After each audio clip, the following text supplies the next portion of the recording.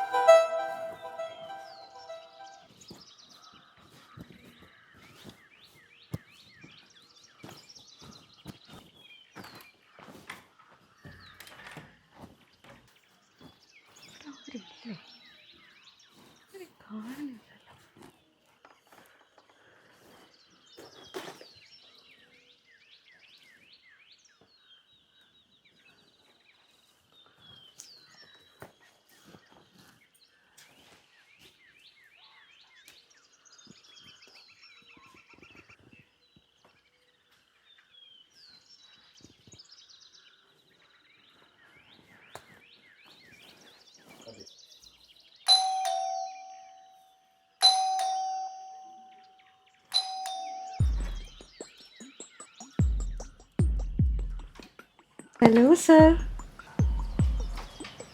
ആരാ? സാർ, ഞാൻ പഠനത്തിൻ്റെ ഭാഗമായിട്ടേ ഞങ്ങളുടെ കമ്പനിയുടെ കുറച്ച് പ്രോഡക്ട്സ് പരിചയപ്പെടുത്താൻ വേണ്ടി വന്നതായിരുന്നു. എന്താ പേര്? സേവിനി. സേവിനി. ഓ, what a beautiful name. Variety ആയിട്ടുണ്ട് കേട്ടോ. അമ്മയുടെ പേരാണോ അച്ഛനിട്ട പേരാണോ? അയ്യോ സാർ, അതെൻ്റെ കമ്പനിയുടെ പേരാണ് സേവിനി. ഞാനങ്ങ് തെറ്റിദ്ധരിച്ചു. ഞാൻ കുട്ടിയുടെ പേരാ ഉദ്ദേശിച്ചത്. എന്താ കുട്ടിയുടെ പേര്? അമൃത. അമൃത, നല്ല പേര്. ആ പേരിലൊരു ട്രെയിൻ ഇല്ലേ? ഉണ്ട് സാർ, അമൃത എക്സ്പ്രസ്. അതെ, നല്ല സ്പീഡാണ് ട്രെയിൻ. സോ സ്പീഡാ. എന്നാൽ പിന്നെ ഞാൻ പരിചയപ്പെടുത്തട്ടെ സാർ. ഇത് നമ്മുടെ കമ്പനിയുടെ പുതിയൊരു പ്രോഡക്റ്റ് ആണ്. ഇത് നമുക്ക് ഒരേ സമയം നമുക്കിതിൽ 9 ബിസ്ക്കറ്റ് വെച്ച് വെക്കാൻ പറ്റും. പിന്നെ ഇത് മേടിക്കുമ്പോൾ ഒരു ചെറിയ ബൗൾ അതിൻ്റെ കൂടെ ഫ്രീയും കിട്ടുന്നുണ്ട്. അതിലൊരു തവി കറി നമുക്ക് ഒഴിച്ച് വെക്കാൻ പറ്റും. വെറൈറ്റി ആയിട്ടുണ്ട് കേട്ടോ സാർ. പിന്നെ ഇതിന് വേറൊരു പ്രത്യേകതയും കൂടെ ഉണ്ട്. എന്താണ്? അത് ഇതിന്റെ വിലയാണ്. അത് കേട്ട് സാർ ഞെട്ടും. എത്ര ഇതിന്റെ വില? 999 രൂപ മാത്രം. സാർ ഞെട്ടിയില്ലേ? ഞെട്ടിയല്ലോ. ഈ ഞെട്ടിക്കൽ ബിരിയാണിയൊക്കെ പോലെ ഇത് ഞങ്ങളുടെ ഞെട്ടിക്കുന്ന പ്രോഡക്റ്റാ സാർ. എന്നാലും എടുക്കട്ടെ സാർ? വേണ്ട. എൻ്റെ അമ്മച്ചിയുടെ കുത്തുപോണി ചരുവരിപ്പുണ്ട്. അതിലാകുമ്പോൾ ചായ കുടിക്കാം, സാമ്പാർ വിളമ്പാം, വേണ്ടി വന്നാൽ കക്കൂസിലും പോകാം. 3 in 1 യൂസ് ആണ്. കുട്ടി പൊക്കോ സാർ. എന്താ? എന്തേലും ഒന്നും എടുത്തൂടെ സാർ? കുട്ടിക്കൊരു കാര്യം അറിയോ? ഈ മാങ്കൂട്ടിൽ സതീശനെ ഒരുപാട് പേര് പ്രേരിപ്പിച്ച് പറ്റിച്ചിട്ടുള്ളതാണ്. ഞാനാണെങ്കിൽ ഒരു ലോല ഹൃദയനും. വീട്ടിലാണെങ്കിൽ ആരുമില്ല. ഇപ്പോഴത്തെ തണുപ്പറിയാലോ, 20 ഡിഗ്രിക്കും താഴെയാ. കുട്ടി ഇവിടെ നിന്നുണ്ടല്ലോ ശരിയാവൂല. അതുകൊണ്ട് അമൃത വന്ന വഴിക്ക് തിരിച്ചു പോക്കോ, അതേ ട്രാക്കിൽ. ഇല്ലെങ്കിലേ ഒരു ക്ലാഷ് ഉണ്ടാവാൻ സാധ്യതയുണ്ട്. നമുക്ക് വിശദമായി പിന്നെ പരിചയപ്പെടാം. ഇലക്ഷൻ ഒന്ന് കഴിഞ്ഞോട്ട് നമുക്ക് ഊട്ടിയിലോ കൊടൈക്കനാലിലോ എവിടെ വേണമെങ്കിലും പോയി പരിചയപ്പെടാം. എല്ലാ പ്രോഡക്റ്റും ഞാൻ തന്നെ എടുത്തോളാം. വിട്ടോ, വിധിച്ചിട്ടില്ല എന്ന് വയ്ക്കുക. ഇലക്ഷൻ കഴിയട്ടെ പറഞ്ഞേ.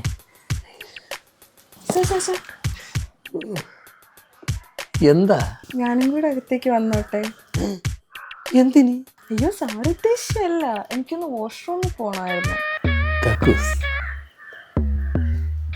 എന്ന് കേൾക്കുമ്പോൾ ഓർമ്മ വരുന്നത് ഹരിതയാണ്. ഹരിത ആ യാത്ര ചെന്ന് അവസാനിച്ചത് അങ്ങ് ബാംഗ്ലൂരേക്കാണ്. സാരമില്ല, അത്യാവശ്യമല്ലേ. കുട്ടി കിടന്നു വരൂ, വന്നോളൂ.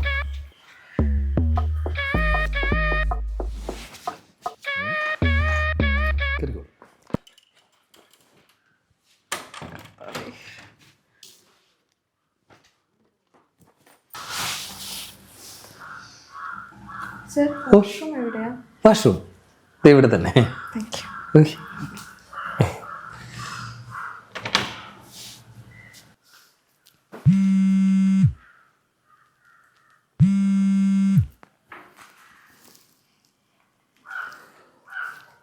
ഹലോ. ആ പൈസ എല്ലാം സെറ്റാക്കിയിട്ടുണ്ട്. ഇല്ല, അക്കൗണ്ടിലല്ലേ, കയ്യിൽ തന്നെ ഉണ്ട്. 25,000 രൂപ ഉണ്ട്. 25,000 എന്ന് പറഞ്ഞാൽ 25,000 തികച്ചുണ്ട്. ചില്ലി പൈസ കുറവില്ല. നീ ഇവിടെ കൊണ്ടുവരണമെന്ന് പറ, അവിടെ കൊണ്ടുവരാം. എടാ, ഇവിടെ വീട്ടിൽ അലമാര തന്നെ ഇരിപ്പുണ്ട്. ആ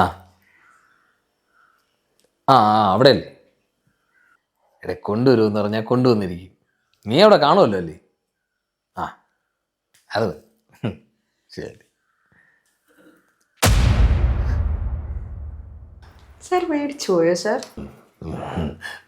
മേടിച്ചോന്ന് ചോദിച്ചാൽ ചെറുതായിട്ട് മേടിച്ച്. സാർ എനിക്ക് കൂടുതൽ പേടിക്കണം, ഞാൻ കഥ അടച്ചേക്കട്ടെ.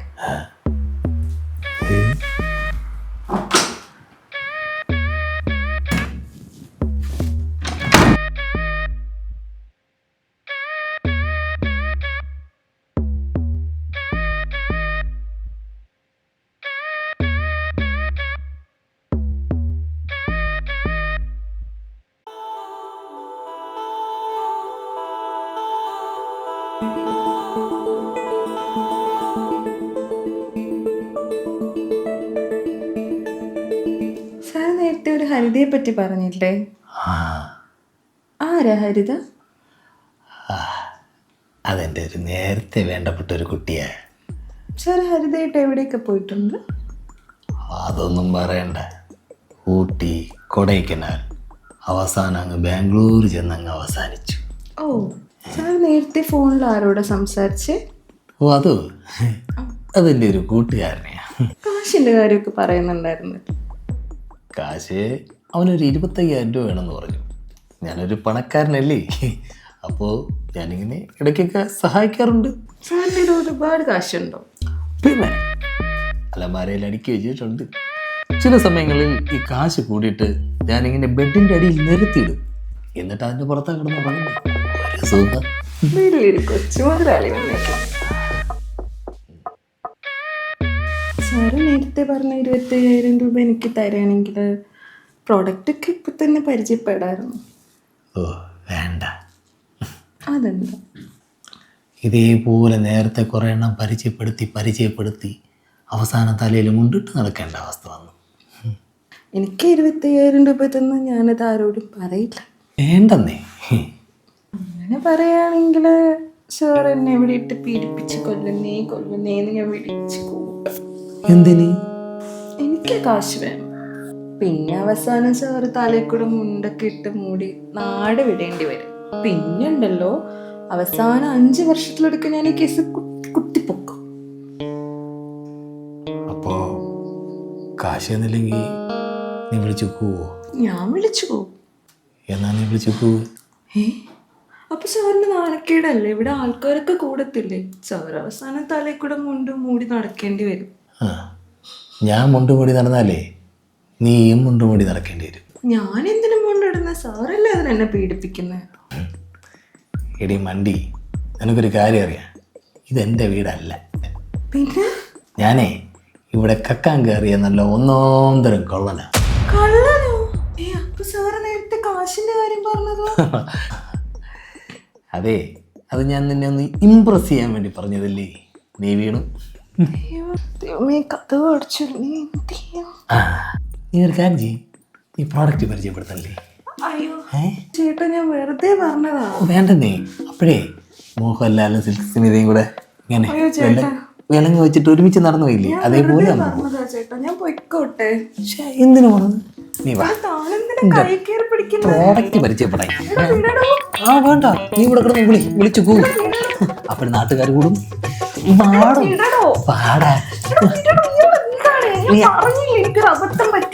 കുഴപ്പമില്ല, അബദ്ധമായിക്കോട്ടെ. ഞാനൊന്ന് പോലീസ് വരട്ടെ. നമ്മളെ ഈ കൈകളിൽ പോലീസ് വിലങ്ങ് വെച്ച് നമ്മളിങ്ങനെ സിൽക്ക് സ്മിതി മോഹൻലാലിനെ പോലെ സ്പടികത്തി പോലെ പാട്ട് പാടി പോവാ.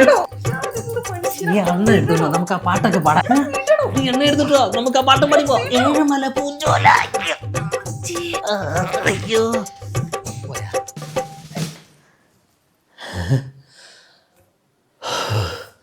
ദൈവമേ, അപ്പോഴങ്ങനെ ഒരു ബുദ്ധി തോന്നിയില്ലായിരുന്നെങ്കിൽ എൻ്റെ കാശും പെയ്യാനെ, ഉള്ള മാനവും പെയ്യാനെ. 5 വർഷത്തിലൊരിക്കൽ സൂക്ഷിച്ചില്ലെങ്കിൽ ഇല വന്ന് മുള്ളിൽ വീണ് മുള്ളൊടിയും.